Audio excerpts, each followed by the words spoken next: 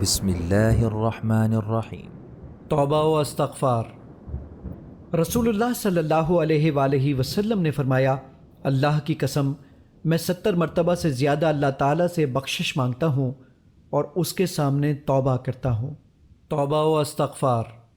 نیز نبی صلی اللہ علیہ وآلہ وسلم کا فرمان ہے، اے لوگو، اللہ تعالیٰ کے حضور توبہ کرو، میں دن میں 100 دفعہ اس کے حضور توبہ کرتا ہوں۔ توبہ و استغفار۔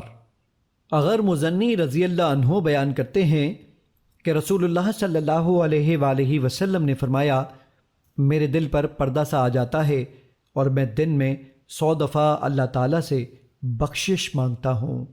توبہ و استغفار۔ نبی صلی اللہ علیہ وآلہ وسلم نے فرمایا، رب تعالیٰ بندے کے سب سے نزدیک رات کے آخری حصے میں ہوتا ہے۔ اگر تم ان لوگوں میں شامل ہو سکتے ہو جو اس وقت اللہ تعالیٰ کو یاد کرتے ہیں تو ہو جاؤ۔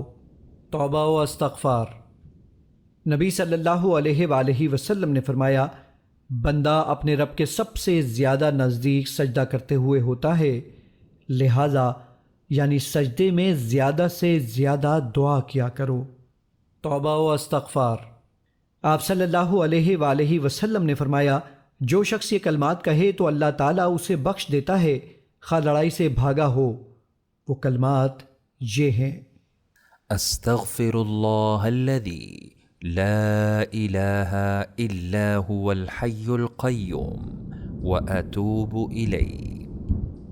میں اللہ سے معافی مانگتا ہوں، اور وہ اللہ جس کے سوا کوئی معبود نہیں، زندہ ہے، کائنات کا نگران ہے، اور میں اسی کے حضور توبہ کرتا ہوں۔